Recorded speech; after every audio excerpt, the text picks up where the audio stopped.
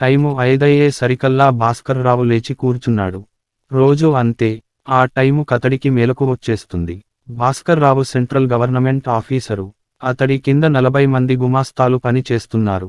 ప్రభుత్వ యాజమాన్యంలోని వివిధ సంస్థల్లో ప్రజలకేమైనా అసౌకర్యం కలిగితే భాస్కరరావు ఆఫీసులో తెలియబర్చుకోవచ్చు. 40 మంది గుమాస్తాలు తీసుకువచ్చిన పిటిషన్ కాగితాలను పరిశీలించి నోట్సు తయారు చేసి ఫైలు చేసి భాస్కరరావు చూపిస్తాడు.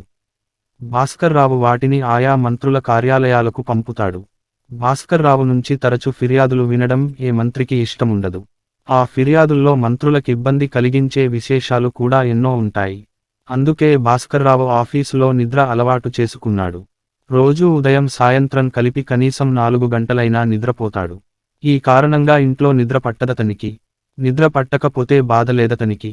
అతడి భార్య రాధకు విపరీతమైన నిద్ర. రాత్రి 9 సరికి ఆమెకు కళ్ళు మూతలు పడిపోతాయి. ఆ తర్వాత ఉదయం 7 దాకా ఆమె కళ్ళు తెరవదు. మనిషి కదలదు. పొరపాటున భాస్కరరావామెను కదిపాడో, మెలకువ ఉన్నప్పుడు కూడా ఆమెను తాకే అర్హత కోల్పోతాడు. రాధ అందమైనది. మనసు మంచిదే కాని మాట దురుసు. మనిషి దుడుకు. భాస్కర్రావు మొహమాటస్థుడు కావడం వల్ల ఆమె అతన్ని కొంగున ముడేసుకోగలిగింది. ఇంట్లో అన్నింటికీ ఆమె మాటే సాగాలి. అందుకామెకో అదనపు అర్హత కూడా ఉంది. రాధ కూడా సెంట్రల్ గవర్నమెంటు ఉద్యోగి. ప్రాచీన సాహిత్యానికి సంబంధించిన గ్రంథాలన్నీ వంతుల వారీగా చదివి ఆధునిక జీవితానికి పనికివచ్చే విశేషాలను వాటి నుండి సేకరించాలామె. హిందీ, ఇంగ్లీషు భాషలలో వ్యాసాలు వ్రాయగల శక్తి ఉన్న వారికే ఆ ఉద్యోగం. రాధ తెలుగే కాక 2 భాషలల్లోనూ ప్రావీణ్యం సంపాదించుకున్నందువల్లనే ఉద్యోగమామెకు వచ్చింది. ఉద్యోగాన్ని బట్టి ఆమె ఆఫీసులో తెగ చదవాలి. అందువల్ల ఇంటికొచ్చేసరికి ఆమె బాగా అలసటగా ఫీలవుతుంది. ఆ రోజు భాస్కర్రావాఫీసులో అతడి గదికి సున్నం వేసే కార్యక్రమముంది. అందువల్ల అతడు గుమస్తాలతో పాటు హాల్లోనే తను కూర్చోవాలి. అది భాస్కర్రావుకిష్టం లేదు. తను ఆఫీసరు నన్న అహం అతడికి లేదు. నిద్రపోకుండా అతడుండలేడు. తన క్రింది ఉద్యోగుల మధ్య నిద్రపోవడం అతడికిష్టం లేదు. అందువల్ల ఆ రోజు సెలవు పెట్టాలని అతడనుకొన్నాడు. అందుకే నిన్న సాయంత్రం రాధకు చెప్పాడు. మరునాడు సెలవు పెడదామని. రాధ ససేమిరా అంది. సెలవులిలా వృధా చేసుకోకూడదు. అవసరమైనప్పుడే ఉపయోగించుకోవాలి అంటూ భర్త కామె పెద్ద ఉపన్యాసం కూడా ఇచ్చింది. భాస్కర్రావు నిరుత్సాహపడి ఆ రోజు తను పెందర లే పడుకుని ఆలస్యంగా నిద్రలేవాలనుకున్నాడు. రాధ మామూలుగా 9కే పడుకుంది. పడుకోగానే శవంలా మారిపోయింది. ఎంత ప్రయత్నించినా భాస్కర్రావుకో పట్టాన నిద్ర రాలేదు. మామూలుగా 11 అయింది పడుకునేసరికి. ఆలస్యంగా లేద్దామనుకున్నాడు కానీ మళ్ళీ ఇప్పుడు 5కి మెలకువొచ్చేసింది. రాధ ఇంకా వళ్ళు తెలియకుండా నిద్రపోతోంది. భాస్కర్రావు కాలకృత్యాలు నెరవేర్చుకున్నాడు. స్నానం కూడా అయ్యేసరికి టైము 6 అయింది. పాలవాడు కాలింగ్ బెల్ కొట్టాడు. భాస్కర్రావు గిన్నె తీసుకుని వెళ్లి పాలు పోయించుకున్నాడు. తలుపు వేసుకోబోతుండగా అంకుల్ అన్న గొంతు వినబడింది. అప్పుడు చూశాడు భాస్కర్రావు. పాలవాడి వెనుక నుంచి గోపి ముందుకు వచ్చాడు. అప్రయత్నంగా భాస్కర్రావు ఎదురింటి వైపు చూశాడు. అక్కడ సీత ఉంది. ఆమె భాస్కర్రావు వంక చూసి మనోహరంగా నవ్వింది. సీత చాలా అందంగా ఉంటుంది కానీ ఇంకా చాలా అందంగా నవ్వుతుంది.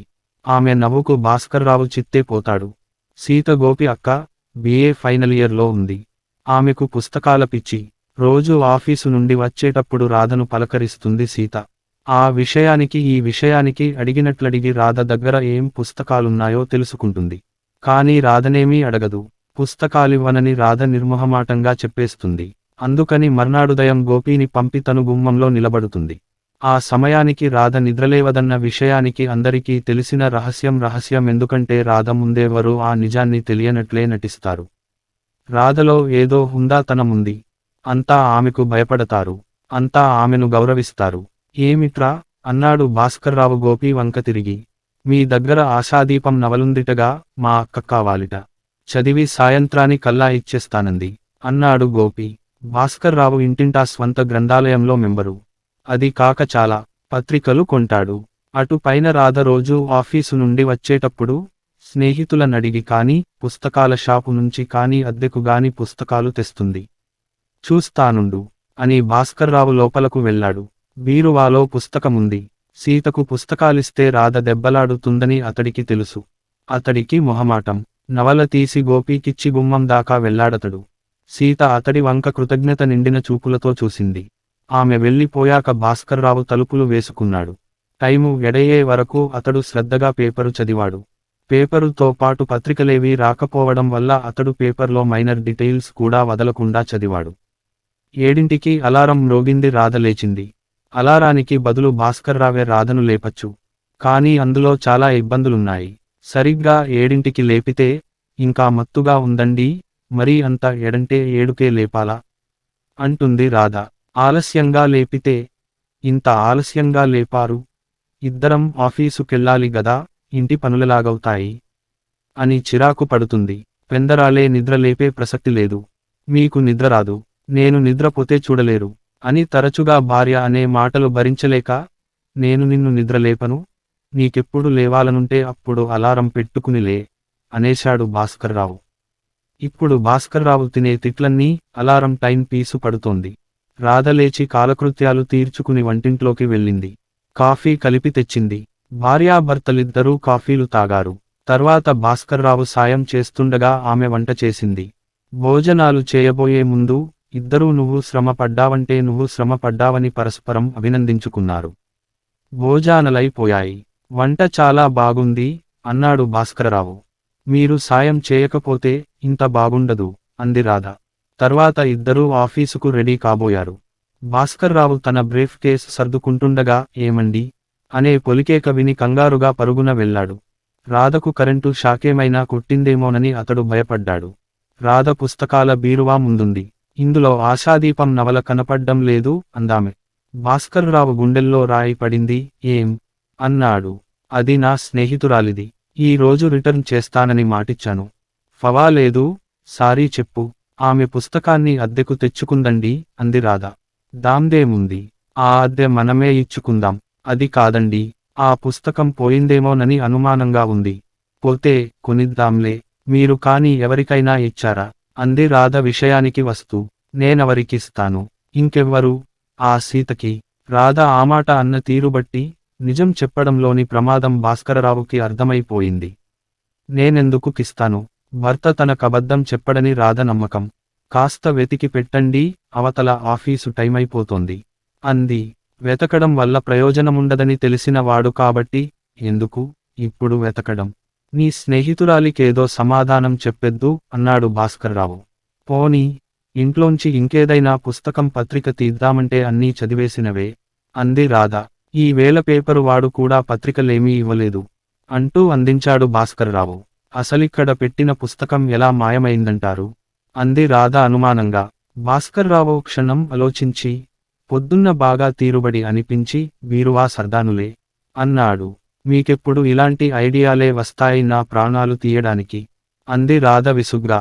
సారీ రాధ, మీరు సారీ చెబితే మాత్రం నేనిప్పుడాఫీసుకేలా వెళ్ళేది అంది రాధ దిగులుగా. ప్రతి చిన్న విషయానికి అలా దిగులు పడకూడదు రాధ, అందరూ మనిద్దర్నీ అదృష్టవంతులని చెప్పుకుంటారు.